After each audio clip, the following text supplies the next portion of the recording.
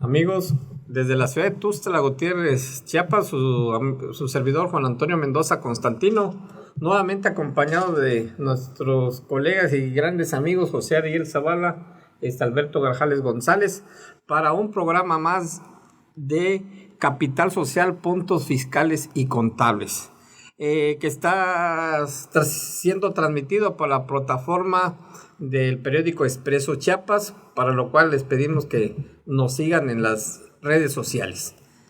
El día de hoy, amigos, vamos a tocar un tema muy interesante, ¿no? Creo que a partir de hoy va a empezar como lo que es el béisbol, ¿no? Cada entrada se va a poner más interesante y más bonito estos temas, ¿no? Hoy continuamos con la serie de NIF, la serie A. Hoy nos toca hablar de la NIF A2, denominado postulados básicos. Para tal efecto, permítame entrar ya de una vez en materia y hablar del objetivo primordial de la NIF A2. Es el primer eslabón en la jerarquía de los conceptos plasmados en la NIF A1, estableciendo para este fin 8 postulados básicos. El postulado de sustancia económica, que obliga a la captación de la esencia económica en la delimitación y operación del sistema de la información contable. El de entidad económica se incorpora para delimitar, identificar al ente económico, y el negocio en marcha para asumir su continuidad en este caso de las empresas. Por su parte, los demás postulados, como son devengación contable, la asociación entre costos y gastos con los ingresos, la evaluación, la dualidad económica y consistencia, constituyen los fundamentos básicos para reconocer los efectos derivados de las transacciones y transformaciones internas que lleva a cabo una entidad, así como de otros eventos que le afectan económicamente. Dicho esto, amigos, yo creo que empezamos de lleno a lo demás que nos establece esta NIF A12, denominado postulados básicos.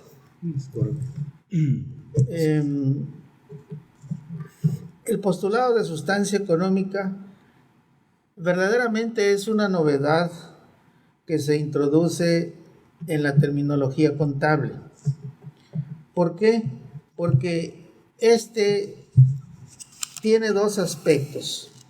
El primero, que es relacionado con que el sistema de información contable que tenga establecido el ente económico debe ser capaz de captar la esencia económica de dicho ente emisor de la información financiera, así como que las transformaciones internas, las transacciones y otros eventos deben ser reconocidos de acuerdo a su realidad económica y no solo conforme a su forma jurídica. Este postulado pues tiene, como dije, dos elementos básicos que cumplir por parte de una entidad que procesa y que emite información contable conforme a las normas de información financiera. Debemos, por una parte, estar conscientes de lo que entendemos por postulado, ya que en términos generales podemos decir que un postulado es una proposición evidente que no necesariamente se va a demostrar en el momento. Por ejemplo, yo quiero decir, si tengo aquí una figura geométrica llamado rectángulo, va a tener 4 ángulos rectos que son de 90 grados. Esa es una proposición que más adelante, si queremos, es demostrable. Ahora, en materia de contabilidad, un postulado como es la sustancia económica, yo debo decir, el sistema de información contable va a captar la sustancia económica de la entidad que emite la información. ¿Cómo la va a captar? A través de sus estados financieros y sus notas. En las notas a los estados financieros, normalmente en un párrafo se pone la descripción de la entidad emisora de la información financiera. Se describe de manera general sus objetivos, sus características, la fisonomía de la entidad emisora de la información financiera. Ahí está perfectamente cumplida la sustancia económica, porque capta la esencia económica de ese ente. Ahora, las operaciones que realiza, como son las transacciones, las transformaciones internas y otros efectos, deben ser reconocidos de acuerdo a su realidad económica. Esto es, si yo realizo una operación de compra-venta dentro de mi actividad comercial ordinaria, debe quedar registrada como una venta de artículos de mi objeto social, a lo que realmente me dedico. Pero si yo realizo una operación diferente, vendo un activo fijo es un bien que adquirí para que le sirviera a la entidad, pero que porque ya está usado necesito reemplazarlo y venderlo a un tercero. Entonces, esa operación, esa transacción, aun cuando es una compra-venta, yo la debo dejar registrada, incorporada en mis estados financieros, no como una venta, sino como una venta de activos fijos, que lo distingue de las ventas normales que constituyen lo ordinario de la empresa o de la entidad en general. Entonces, aquí dice de acuerdo a su realidad económica. Esto quiere decir que el aspecto jurídico que trae aparejado esta operación no me va a interesar para fines contables. Para fines contables yo debo reflejar la realidad económica de una operación. Bien, ahora pasemos al otro que aquí se conoce como devengación contable. Este propiamente es nuevo de nombre, pero en el pasado, como principio de contabilidad generalmente aceptado, se llamaba realización. La realización en su momento estaba estrechamente ligada con dos momentos. Un momento en el que se hacía la operación y otro momento en el que la operación se convertía en efectivo. Voy al ejemplo. Yo podía realizar una venta a crédito. Sí aumentaba mi patrimonio porque yo tenía una cuenta por cobrar derivado de una venta. Pero ese no era su realización. La realización se daba en el momento en que yo la convertí en efectivo, es decir, cuando yo llegaba con el cliente y hacía el cobro de la cuenta por cobrar. Ahí decíamos que habíamos materializado la operación, es decir, de ser una cuenta por cobrar se convirtió en un dinero en efectivo que se fue a la cuenta de bancos o quedó en caja porque era día inhábil, no se podía depositar, quedaba ese dinero en caja o se fue a depositar a bancos. Entonces, devengación contable se hace más que para adecuar la terminología utilizada a nivel internacional con la terminología utilizada en nuestro país. En nuestro entorno económico tuvimos que adecuar ese postulado, dejarle de llamar realización para ahora llamarle devengación contable, que no es más que la contabilidad se lleva en función de que esta es acumulativa, arrastra saldos de un periodo para el otro, no es borrón y cuenta nueva, sino que periodo tras periodo se quedan saldos que se van moviendo para posteriormente durante toda la vida de la entidad. Y por eso se dice que es en base a acumulación o en base a devengado, ¿sí? cuando una operación se realizó, dice la venta, por ejemplo, en el caso de la venta a crédito, dice la operación ya fue devengada, ¿sí? Porque ya fue concertada, ya se hizo, ya se entregó el producto, ya tengo mi cuenta por cobrar, ¿ok? Solo me hace falta la materialización, que es un segundo paso, esperar el plazo de vencimiento de esa cuenta por cobrar para convertirla en efectivo. Hasta aquí creo que a manera de introducción, porque es una introducción, vamos a tocar más adelante a fondo con más ejercicios y ejemplos con números, este postulado básico de sustancia económica, más que el de devengación contable, porque para mí la novedad es la sustancia económica, que en sí tanta novedad no la tiene, porque ya venía de los anteriores principios de contabilidad, solo que no tenía el rango de postulado básico, sino que estaba relacionado con ¿cómo se llama? Con la realización anterior, y hoy en día pues vemos que sí tiene esa relación, pero deja de ser una característica de la información, porque era característica de la información y ahora ocupa un nivel superior, como les dije, a llegar al rango de que se clasifica como un postulado básico. Hasta aquí mi intervención, Alberto. Sí. Pues continuando, dando continuidad a lo que comentaba aquí mi colega, el contador Ariel. Efectivamente, yo voy a abordar el punto referente a la asociación o al postulado denominado asociación de costos y gastos con ingresos, así como el postulado de evaluación. Con anterioridad ya había comentado mi amigo Ariel que el periodo contable actualmente lo encontramos o se enfoca dentro del postulado de devengación contable.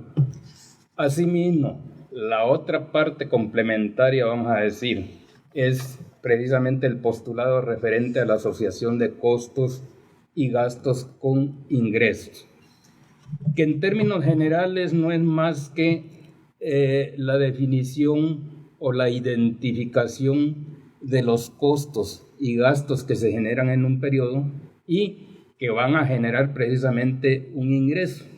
Es decir, si por ejemplo en este mes de junio que estamos cursando, yo tengo un costo y un gasto de 200 pesos, debo de registrarlo precisamente en este periodo y identificando precisamente el ingreso que también me va a generar, aun cuando este ingreso yo lo pueda realizar de manera posterior. Entonces, prácticamente a eso se refiere de manera general este postulado básico. Por otra parte, el postulado de evaluación, esto se traía dentro de los principios de contabilidad como valor histórico original. Y bueno, esto se refiere básicamente a darle efectos, o es decir, los efectos financieros que traen como consecuencia las transacciones, transformaciones internas u otros eventos que afectan la entidad económica, nos dice que deben de registrarse en términos monetarios, ¿no? No obstante de que el término de evaluación pareciera, ¿no?, de que nos da las bases precisamente para cuantificar diferentes elementos de los estados financieros, vamos a recordar y vamos a ver más adelante de que también hay una norma de información financiera específica que es la NIF A6, la cual se refiere al reconocimiento y evaluación, y ahí es donde precisamente trata de cómo registrar las operaciones en términos monetarios o hacer las evaluaciones de acuerdo a cada uno de los elementos de los estados financieros, ¿no? Entonces, básicamente esto es en cuanto a lo que se refiere a los dos postulados, ¿no?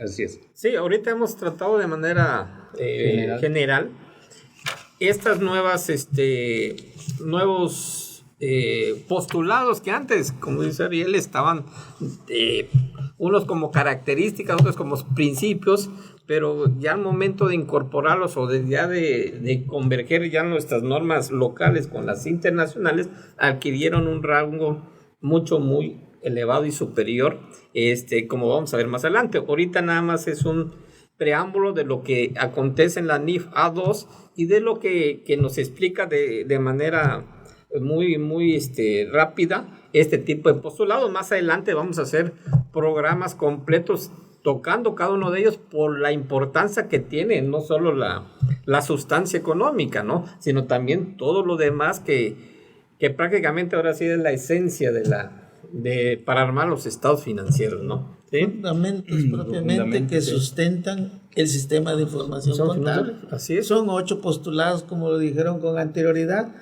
pero aquí es una breve introducción. No vamos, como digo, el único que vamos a tocar a fondo es la sustancia económica, pero desde su enfoque puramente contable. Así es. Hemos tratado de hacerlo así porque creemos nosotros que ahí radica principalmente, pues, obviamente muchas veces las dificultades o los problemas que una empresa pudiera tener en la empresa, ¿no? En sus operaciones, ¿no? Vamos a ver que un buen registro trae consigo que estemos dentro del postulado. Un registro no correcto pues nos saca de los postulados y podemos caer en otros problemas, ¿no? Debemos también ser conscientes que, como hemos visto, tanto la NIF A1 como todas las diversas NIF, estos van en relación con tener convergencia con las normas de información internacionales, ¿no? Pero ¿qué pasa? A veces, como hemos comentado con ellos, como que nos han engañado o a veces como que está mal copiado, como sucede muchas veces, y lo vamos a tocar más adelante. Pero las normas internacionales, el marco conceptual de las normas internacionales, a decir de la propia NIF A2, se presenta únicamente 2 fundamentos esenciales que rigen la elaboración de los estados financieros, los cuales denomina hipótesis fundamentales, siendo estos los bases de acumulación o devengo y el de negocio en marcha, ¿sí? El concepto de asociación de gastos, de costos y gastos con ingresos, se encuentran mencionados en distintas secciones del marco conceptual de las normas internacionales de información financiera, en la sección de reconocimiento de gastos y en la de evaluación de los elementos de los estados financieros, pero no son considerados como hipótesis básicas. El concepto de consistencia, ¿sí?, no se define dentro del marco conceptual de las normas internacionales y tampoco se clasifica como una hipótesis básica. Sin embargo, es considerado como un concepto esencial para tomarlo en cuenta en la elaboración de los estados financieros.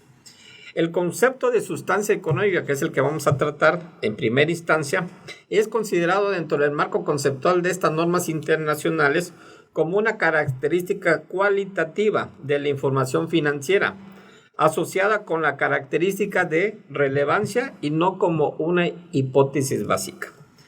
Entonces, a grandes rasgos, la convergencia de las NIF locales que emanan del Consejo Emisor con las normas internacionales, sí hay una discrepancia, pero se justifica de algún modo porque pues aquí tenemos una realidad, digamos, empresarial distinta a como otros países, ¿no? ¿Sí? El entorno económico local no es igual que el entorno económico internacional. Así, y más que nada aquí con nuestro amigo más cercano, ¿no? Nuestro vecino, que son los Estados Unidos, no es parecido. Por lo tanto, hay que adecuarlo, como dice Ariel, a nuestra realidad y situación económica. Posiblemente por eso es que a veces pues no hay tal convergencia como dijésemos, ¿no? Que es que es igual una traducción, ¿no? Sino que no hay tal similitud en todos los casos, ¿no? Entonces,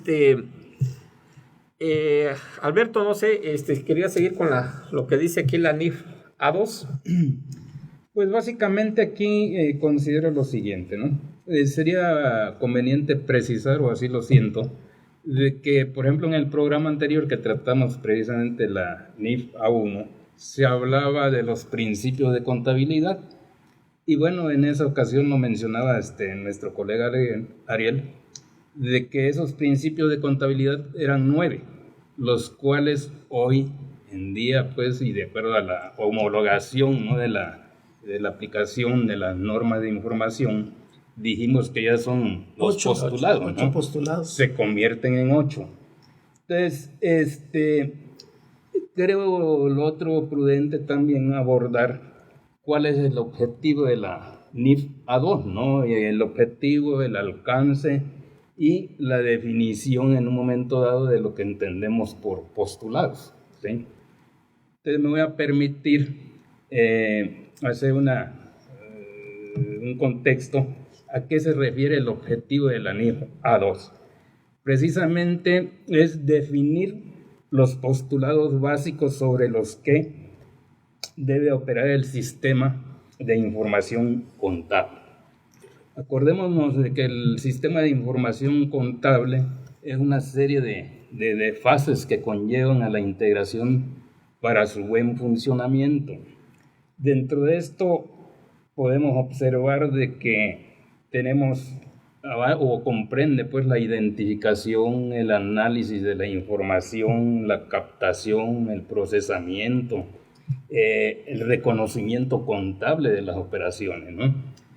Es por ello de que se hace importante pues la aplicación de manera conjunta de todos estos postulados.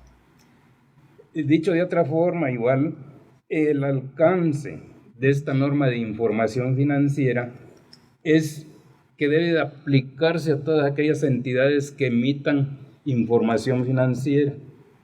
Esta información financiera también debemos de recordar que va en función a satisfacer las necesidades de los usuarios y a los objetivos mismos de los estados financieros. Se mencionaba en el programa anterior que una de las necesidades, por ejemplo, de los usuarios, o más bien, quienes conforman ese núcleo de usuarios, eran los proveedores, los accionistas, los mismos trabajadores, las instituciones bancarias, las instituciones, en este caso, tributarias, ¿no? Entonces, esa es la parte medular, digamos, de la aplicación de estos postulados. No obstante, debemos de aplicarlos en su conjunto de sello para que comprenda todas las fases que abarca el sistema de información contable, ¿no? Ahora bien, ya el contador Ariel nos había mencionado de que los postulados son fundamentos, pues, ¿no?, que se deben de observar para la buena operación del sistema contable. En ese sentido, yo comentaría también de que actualmente los postulados de la norma de información financiera, la A2, nos señala que son 8. Eso sería mi perfecto. Si Ajá. me permite agregar, sí, Alberto, de acuerdo a lo que vienes comentando, ¿no? Un postulado básico, podemos decirlo aquí, con anterioridad yo me referí a una figura geométrica, sí, y expresé un postulado respecto de ella. Sí. Pero ahora, en materia de contabilidad, un postulado podría ser a la suma del valor de mis bienes derechos menos el valor de mis deudas, me da como resultado mi capital, ¿sí? O en otras palabras, a la inversa, la suma de mis deudas más la suma de mi capital da el valor total de la suma de mis bienes y derechos. ¿Sí? ¿Estamos de acuerdo? Lo que en la escuela nos enseñaron en un momento dado como fórmulas para determinar el balance de una entidad. Así nos lo hicieron saber que eran fórmulas. No nos dijeron que eran postulados básicos. Son fórmulas para determinar el valor de tu activo o son fórmulas para determinar tu pasivo o tu capital. Entonces, ahí estamos trayendo, aterrizando del ejemplo hipotético de la geometría al ejemplo de la contabilidad.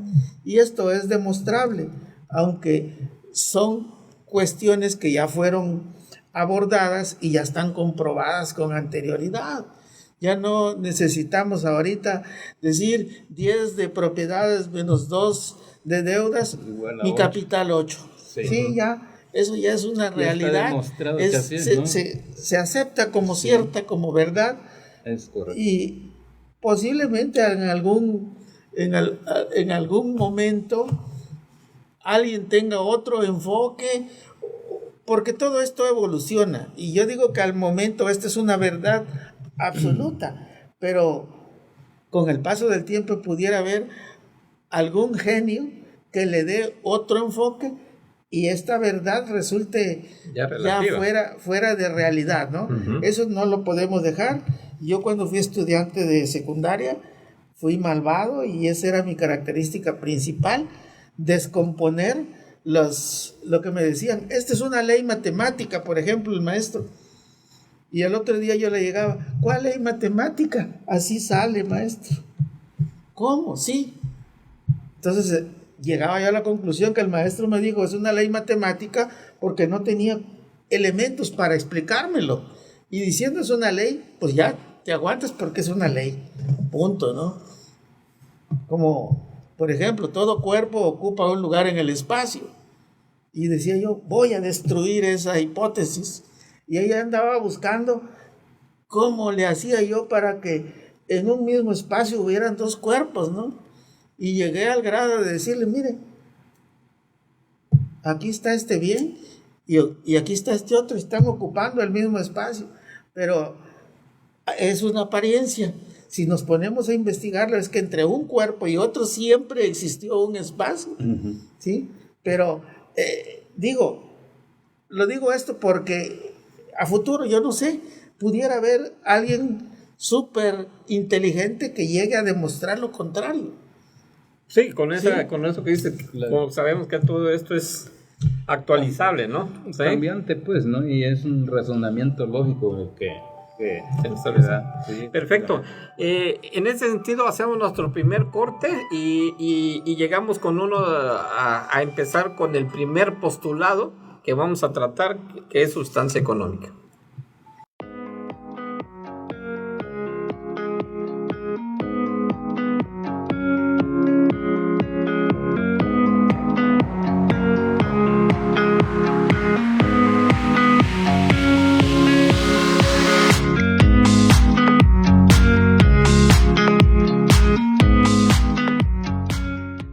Amigos, estamos en el segundo bloque del programa Capital Social, Puntos Fiscales y Contables. Estamos abordando el tema de la NIF en su serie A, la NIF A2, denominado postulados básicos.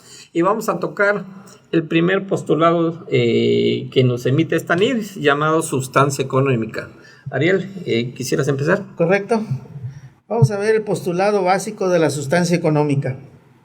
Este establece lo siguiente en su párrafo 8, que la sustancia económica debe prevalecer en la naturaleza de la operación sobre su forma jurídica, así como en el reconocimiento contable de las transacciones, transformaciones internas y otros eventos que afectan económicamente a una entidad. La explicación de este postulado dice que la sustancia económica debe prevalecer y se refiere a que el sistema de información contable debe ser delimitado en forma tal que pueda ser capaz de captar la esencia económica del ente emisor de la información financiera, tal como lo establece en el párrafo 9. Y por último, el reflejo de la sustancia económica debe prevalecer en el reconocimiento contable con el fin de incorporar los efectos derivados de las transacciones, transformaciones internas y otros eventos que afectan económicamente a una entidad de acuerdo con su realidad económica y no solo en atención a su forma jurídica. Cuando la realidad económica no coincida con su forma jurídica, debe otorgarse prioridad al fondo o sustancia económica sobre la forma legal. Lo anterior se debe a que la forma legal de una operación puede tener una apariencia diferente al auténtico fondo económico de la misma y en consecuencia no reflejar adecuadamente su incidencia en la situación económica financiera. Por ende, las formalidades jurídicas deben analizarse en un contexto adecuado a la luz de la sustancia económica a fin de que no la tergiversen y con ello distorsionen el reconocimiento contable. Esta norma de información financiera en el párrafo 12 trae un ejemplo, para mi gusto, desafortunado, porque no le veo tanto sentido, salvo que se trate de operaciones que se celebran entre empresas de un grupo, ¿sí? No en empresas que no forman parte de grupos, sino independientes. Dice, cuando una entidad económica vende un activo y la documentación generada en la operación indica que la propiedad ha sido transferida. Sin embargo, puede existir simultáneamente acuerdos entre las partes que aseguren a la entidad continuar disfrutando de los beneficios económicos del activo. En tales circunstancias, el hecho de presentar en la información la existencia de una venta solo con un enfoque jurídico podría no representar adecuadamente la transacción efectuada. ¿Por qué considero desafortunado el ejemplo? Por lo siguiente, ¿quién es ese que en su sano juicio adquiere un activo y le deja el uso y goce y disfrute al enajenante? Si adquiero un activo es porque lo necesito, pero ¿quién en su sano juicio lo compra y le dice, aquí está el dinero de la operación, pero que te quede ahí, úsalo? Digo, sí, claro. No tiene sentido, salvo que sean empresas de grupo que buscan intereses comunes y por esa razón, quizá para inyectarle liquidez a la otra empresa, se llevan a cabo este tipo de acuerdos. No quiero decir que no se den, pero ese ejemplo para la sustancia económica no se me hace tan afortunado. Por eso yo decía, desde mi particular punto de vista, no es tan afortunado. Aquí vamos a referirnos a algunos ejemplos que creemos que son más acorde con nuestra realidad económica y sin considerar que se tratan operaciones con empresas de grupo. Cuando hablo de empresas de grupo, me refiero a que en un grupo de empresas corresponden a un mismo grupo de empresarios, ¿sí? Digamos, aquí tienen una constructora, aquí tienen una inmobiliaria, aquí tienen una arrendadora de maquinaria y aquí se celebran operaciones entre ellas. Ahí sí justificaría yo el ejemplo que trae el libro, pero eso es de los poco comunes. La realidad, el entorno económico es diferente, salvo que a nivel internacional sea diferente, sea muy común este tipo de operaciones, pero no creo que sean en forma independiente, porque no son, ¿cómo se dice?, hermanitas de la caridad, son comerciantes. Claro. Las entidades se constituyen para generar riqueza, utilidades, tener fines de lucro. ¿Estamos de acuerdo? Así es. Correcto. Bien. Perfecto. Así es que con este ejemplo que estoy comentando, ahora vamos a tratar cada uno de nosotros un ejemplo diverso, explicarlo y decir las razones por las cuales consideramos que cumple con la sustancia económica. Para eso, mi compañero Juan Antonio va a tomar un ejemplo relacionado con sueldos y salarios. Así es, gracias, Ariel. Sí, mire, aquí que quede delimitado el tema de la NIF A2, ¿no? Es estrictamente ver la sustancia económica, como lo decíamos al inicio, desde el punto de vista contable. No vamos a tomar efectos fiscales, no vamos a mencionar requisitos, no, nada de eso. Vamos a ver los ejemplos, en qué momento cumplimos con esta norma de información financiera A2, ¿sí? Para tener por comprendido el postulado. En el caso concreto, vamos a agarrar lo que es común en las empresas, el pago de sueldos y salarios, ¿sí? Para esto, cuando le pagamos a un trabajador, es una erogación de la empresa, ¿sí? Es una salida de recursos, ¿sí? Para efectivamente pagar esa prestación del trabajador. Para lo cual, generalmente, tenemos una cuenta llamada gastos generales, ¿no? O muchas cuentas, o muchas veces también se influyen en el aparato de producción, se lleva a otro rubro que es costo de ventas. Pero generalmente mano de obra, sí, mano de obra en su caso. Pero generalmente lo llevamos al rubro de gastos generales, por así de manera específica, la subcuenta sueldos y salarios. Le pagamos al trabajador 100 pesos, le pagamos también otras prestaciones, como puede ser despensa por 5 pesos, y hacemos la retención del impuesto correspondiente a ese sueldo otorgado al trabajador, y le retuvimos al trabajador 2 pesos por los 105 pesos que le pagamos, y elaboramos un cheque por la diferencia, que son 103 pesos que efectivamente va a recibir el trabajador, ¿sí? Ese sería nuestro registro contable, ¿sí? Para efectos, ¿sí? del registro de la operación del pago de sueldo y salario a nuestro trabajador. Este sueldo obviamente estaría respaldado por una nómina de sueldos y salarios, ¿sí? Debidamente firmada por el trabajador, o por el cheque, o por el recibo que nos vaya a firmar el trabajador. En este registro, en este ejemplo, a nuestro juicio creemos que la sustancia económica, ¿sí? Está perfectamente correlacionada con la NIFA 2, ¿sí? Y está sostenida precisamente en el registro contable que les acabo de mencionar, avalada también por la nómina de sueldos y abonada por el cheque, ¿sí? Entonces, ahí damos cumplimiento a esta norma, ¿sí? Que es la norma de sustancia económica en cuanto a este gasto en particular. Sí. Sí, amigo Alberto. Estoy de acuerdo, dado que la realidad económica concuerda con la prestación de un servicio personal subordinado, más las prestaciones que el patrón decidió entregarle por su servicio, que fueron en el caso la despensa. Así es, o sea, podemos otorgarle obviamente la realidad económica que alude Ariel. Pues obviamente si es otro tipo de prestaciones, pues debe haber otro tipo de pues un contrato, debe haber otro tipo de reglamentación en ese sentido, que le da mayor realce a lo que es el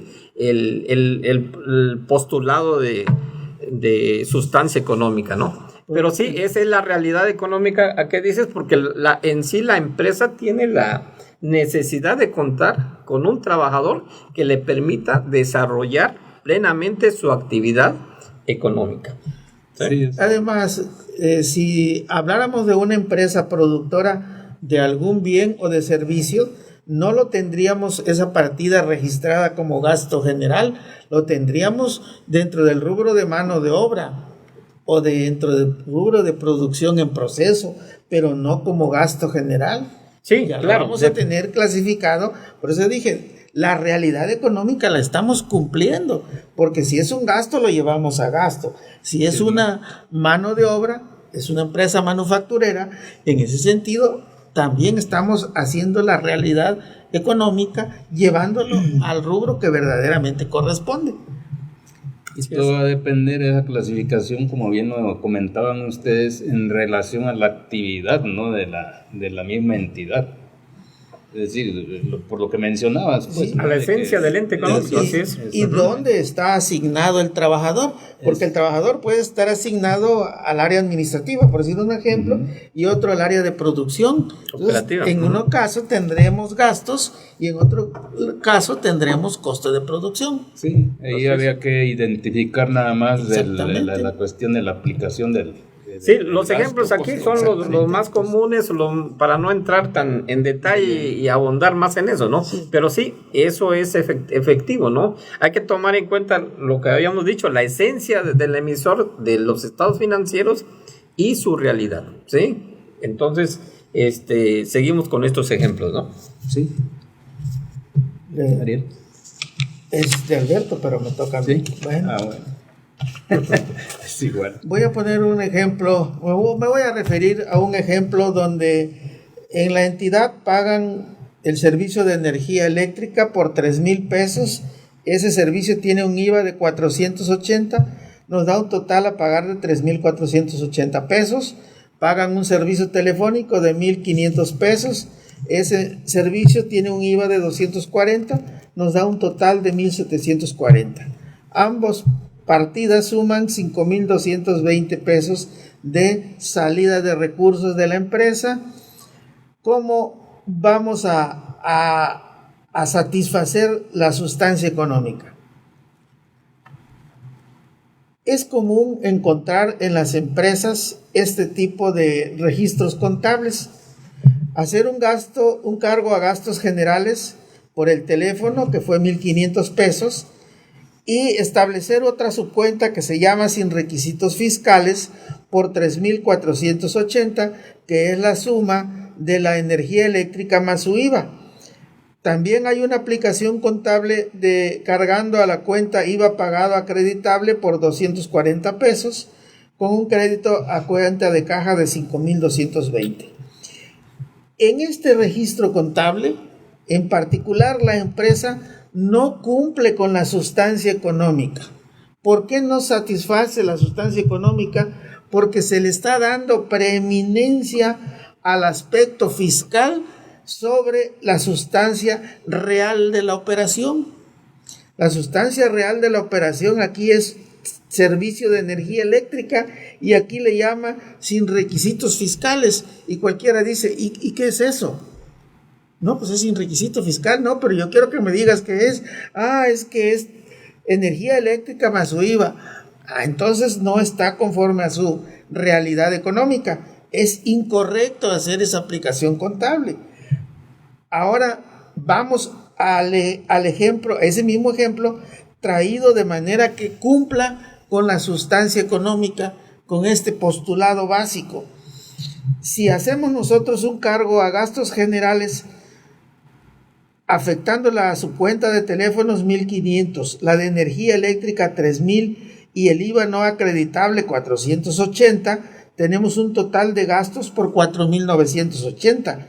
Tenemos un IVA pagado acreditable de 240 y tenemos una salida de efectivos de recursos por 5,220.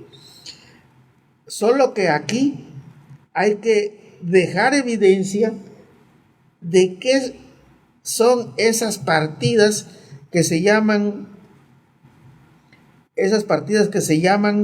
en cuanto a energía eléctrica y el IVA no acreditable. ¿Por qué no va a ser acreditable ese IVA? Porque la ley exige ciertos requisitos para que sea acreditable.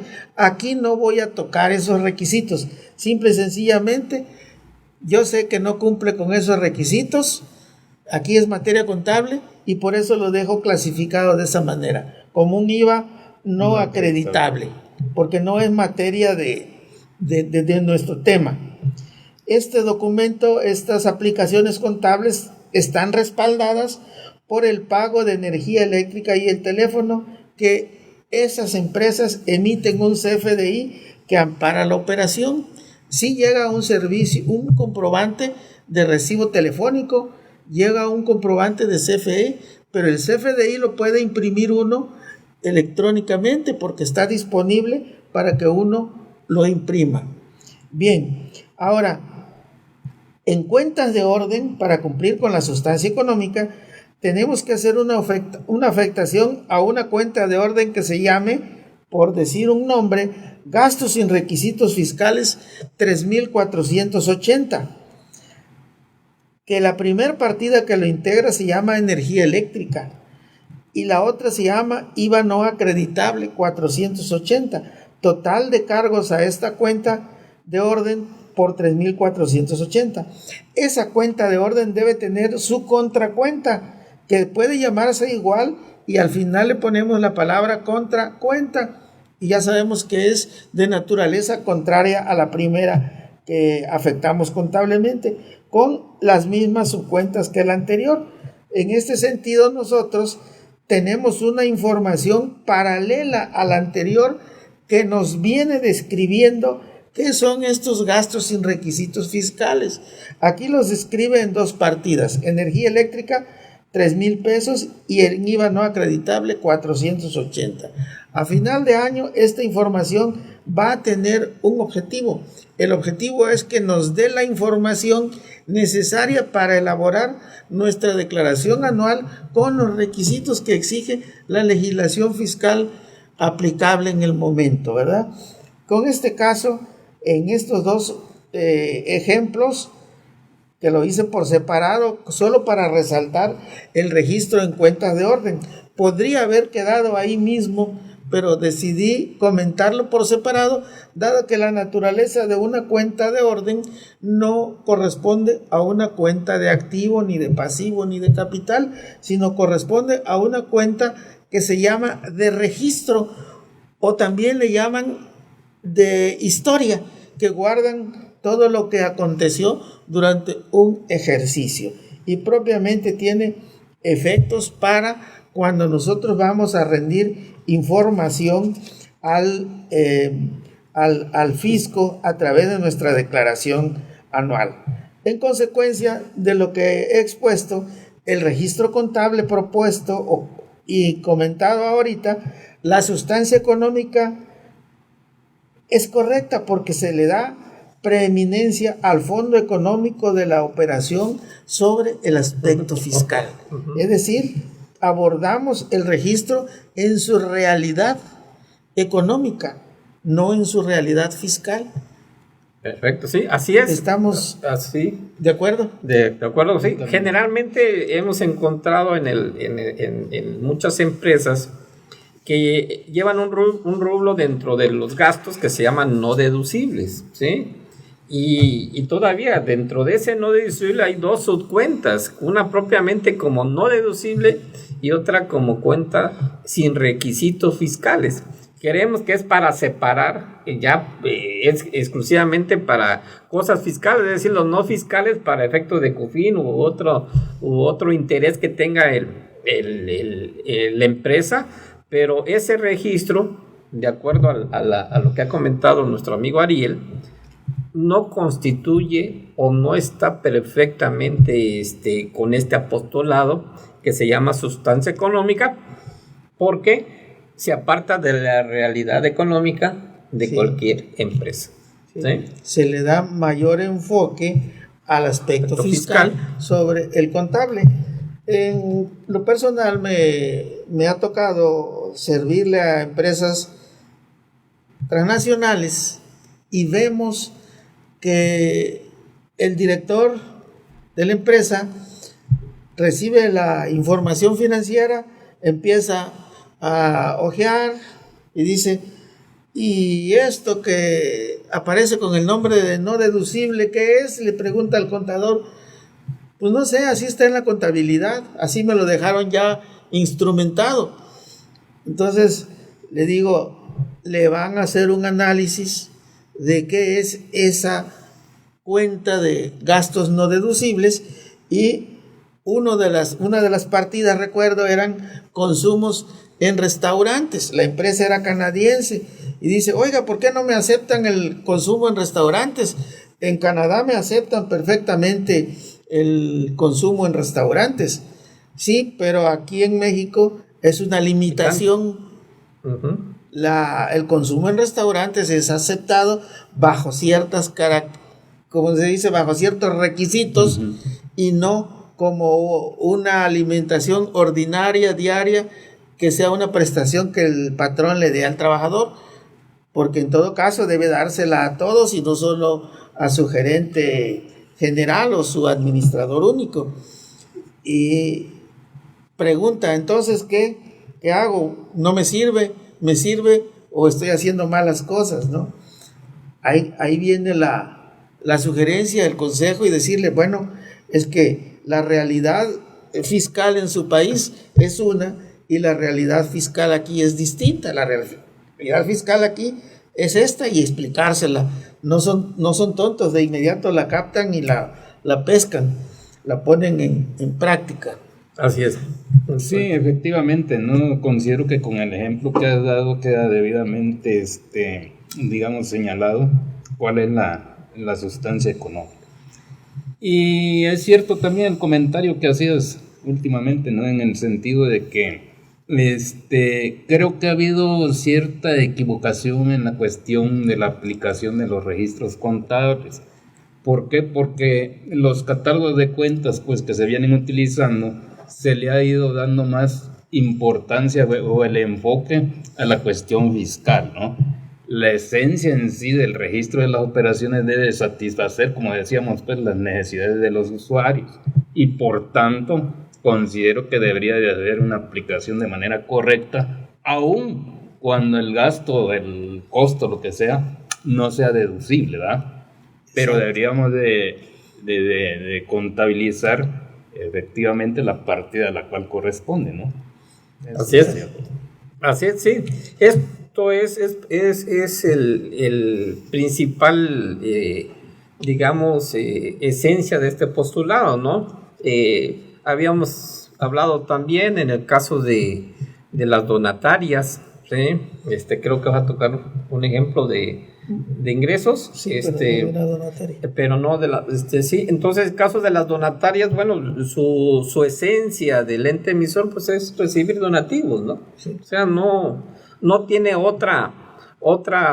digamos, otro objeto, una actividad mayor a lo que es recibir, pero eso no lo limita o no lo no se le prohíbe que pueda obtener otro tipo de ingreso, ¿no? ¿Sí? Sí, claro. Entonces, registrar ese ingreso ya no sería conforme a su esencia de ente emisor, ya sería conforme a su realidad de la operación económica de la operación, ¿no? Entonces, si no recibe un donativo, pero se le ocurre vender alguno de sus activos, entonces tendría que hacer ese registro precisamente como dentro de un rubro propiamente diferente a lo normal de donde recibe sus donativos, ¿sí? Sin que eso la excluya del postulado de la esencia económica, ¿no? ¿Sí? Exacto, porque entonces, va con la realidad. Va con la realidad, no está pues prohibido que una asociación, que no son lucrativos propiamente dichos, en un momento dado pudiera surgir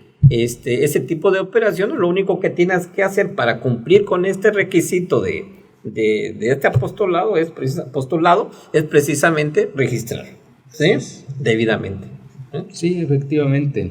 Y bueno, retomando ahí el caso que mencionaba, ¿no? Y más bien el concepto que mencionabas en cuanto a ingresos, pudiésemos dar otro ejemplo en relación al cumplimiento pues de esa realidad económica, de la sustancia económica del postulado. Suponiendo pues una empresa que dentro de su objeto social básicamente se dedicara a la cuestión de la compra-venta de abarrotes, por ejemplo, ¿no? Uh-huh. Pues una operación normal desde el punto de vista de la empresa dentro del objeto social, como lo hemos mencionado, vamos a suponer que realiza una venta de 1,000 pesos más IVA, ¿no? Estaríamos hablando de 1,160 pesos. Correcto. Por lo tanto, tendríamos un asiento contable, el cual nos llevaría a la cuenta de bancos, por decir algo, 1,160, un abono a ventas 1,000 pesos y un abono al IVA trasladado 160 pesos. Entonces, esta operación pues es normal, propia de la actividad de la empresa, ¿no? Sí, sí. Y por lo tanto también ahí se da la realidad económica de acuerdo al objeto social, ¿no? A la actividad de la empresa. Un segundo caso sería, por ejemplo, de que dentro de los bienes de activos, la empresa misma cuenta con un activo, un equipo de transporte, por decir algo, de reparto, el cual ya pues ya no perdió su vida útil o ya no digamos ya no está en condiciones su mantenimiento sale más caro. Sí, puede haber varios factores, ¿no?, que se presenten. Entonces, ¿qué dice la empresa? Bueno, en un momento determinado, para efectos de poder tener financiamiento, yo me voy a deshacer de ese bien y voy a hacer la operación de venta, ¿no? Claro, Esto no está dentro de su objeto social como lo mencionabas en el ejemplo de la donataria, más sin embargo no es obstáculo para que no pueda realizar la operación, ¿no? El hecho que no esté contemplado dentro del objeto social. Y bueno, suponiendo que tenemos ese bien, que por lo que sea decidió pues la empresa venderlo, vamos a suponer que tiene un valor de 2,000 pesos masiva, estaríamos hablando de 2.320. Al igual, tendríamos un cargo a la cuenta de banco 2.320. Como no es propio de la actividad de la empresa, no podemos abonar a la cuenta de ventas como en el ejemplo anterior. Aquí sería otros ingresos y podríamos llamarle ingresos por venta de activo fijo, ¿no? 2,000 pesos. El IVA trasladado, 320.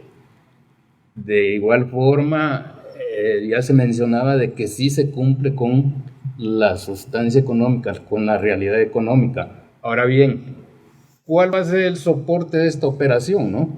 El contrato de compraventa en un momento determinado, la factura correspondiente y la transferencia o el depósito que le realicen, ¿no? Entonces, con eso se encuadra bien el postulado de sustancia económica, ¿no?